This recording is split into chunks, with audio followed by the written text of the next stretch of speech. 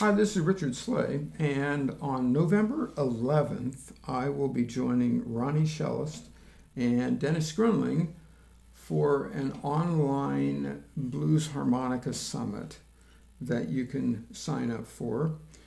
And we will be doing 4 hours of sessions on blues improvisation, how to prepare yourself for improvising over blues progressions.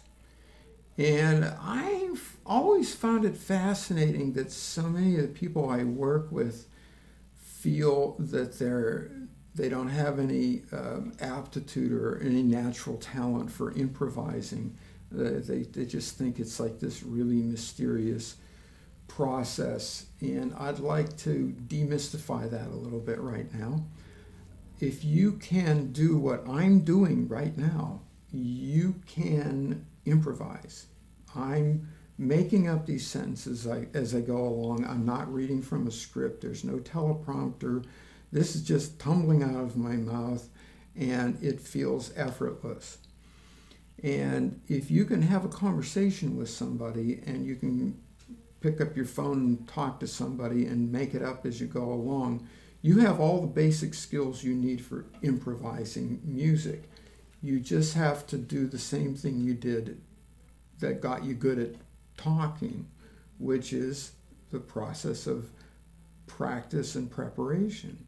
If you reverse engineer how you learn to talk, you started with really simple words and you kept repeating them over and over again, and then you got to phrases, and then you kept repeating the phrases, and one thing led to the next, and eventually you got to the point where it went into your deep mind, your subconscious mind, and then it started to feel effortless. And that's the goal with improvising music. So how do you prepare yourself so that you have that kind of confidence and you have that ability to just spontaneously invent things as you're playing? I suggest that you take your cues from how you learn to talk. There's a lot of very solid clues. One of them is you start small and you develop your vocabulary in a small area, and then you build a foundation, you get your foundation phrases, and then you go from there. A lot of people try to do this by copying the great blues players, and this is a wonderful way to work. No doubt about it. It will give you an incredible amount of vocabulary, and also it's great to be able to quote Little Walter, Big Walter, Jerry McCain, all those folks. But if you want to be spontaneously creating your own melodies and not just simply playing something note for note that you learned from a record, then you got to get back to the basic vocabulary. And my approach to this is to start with the 5-note minor pentatonic scale. And the reason why I start there for blues improvisation is because it's 1 note away from the 6-note blues scale. And just so you know what I'm talking about, I'm going to play on an A harp and a C harp. This is an A harmonica, 2nd position, the blues scale.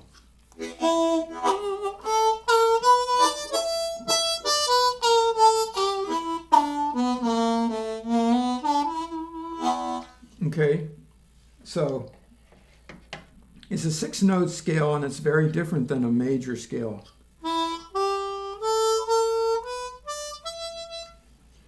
And it has a very different feel to it, and the way I think about it, it has a very different center of gravity. So if you're playing in the 2nd position and you start off with major scale versions of blues,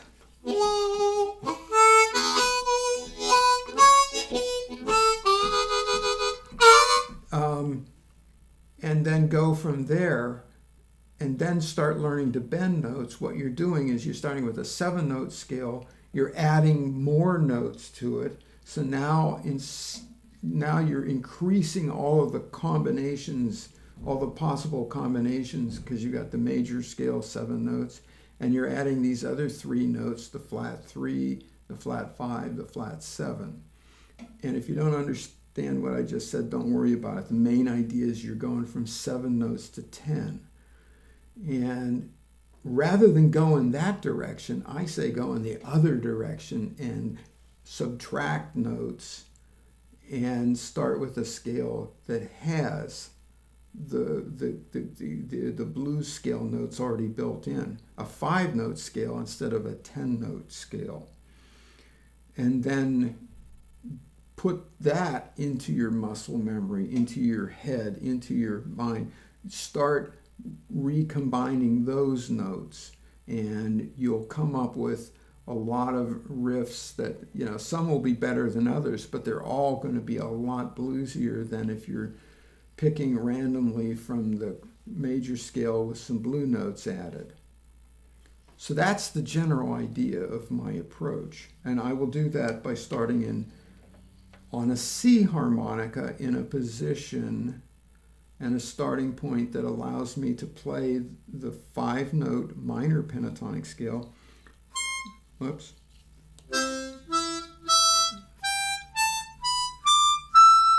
So that's 5-note scale. It doesn't have the flat 5 or that additional note that I played on the A harmonica. And once again, don't get hung up about scale degrees and theories. I will explain all of this very clearly. It's relatively simple to think of scale degrees by using the numbers 1 through 7. And we'll cover that later. But anyhow, here you have a minor pentatonic scale that you can play without bending any notes.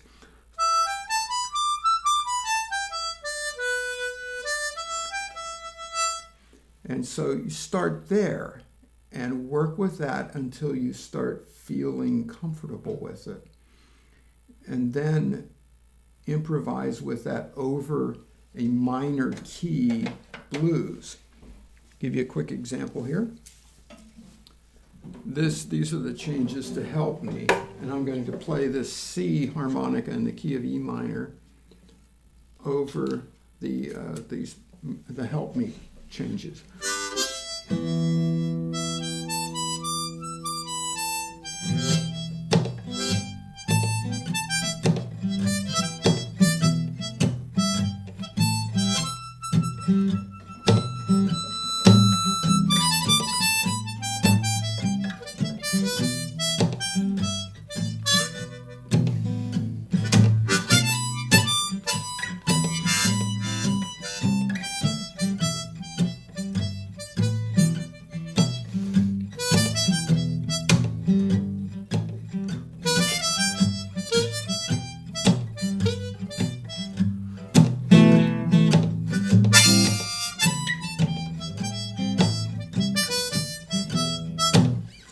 So this is what you'll be able to do without bending any notes by just simply playing the scale up and down as far as you can without bending notes.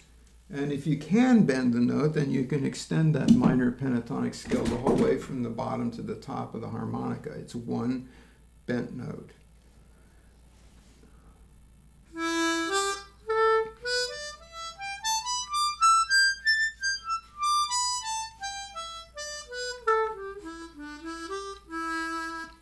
So by following this path, it gives your mind some really super high quality information to work with that is pure blues vocabulary. And playing it against minor chords, you get away from the gravitational pull of the major scale, and you have a chance to let your subconscious mind sort all of this stuff out without all of the noise and static of playing all those other notes. So that's my approach, which I will be getting a lot deeper into on November 11th. And if this sounds interesting, then sign up. It's a real good deal. I will have some pretty extensive PDFs and MP3s for you to keep that will allow you to continue studying this at home in 3 different positions. And I'll explain more about that later, but thanks for listening. I will be sharing some more information in the coming days.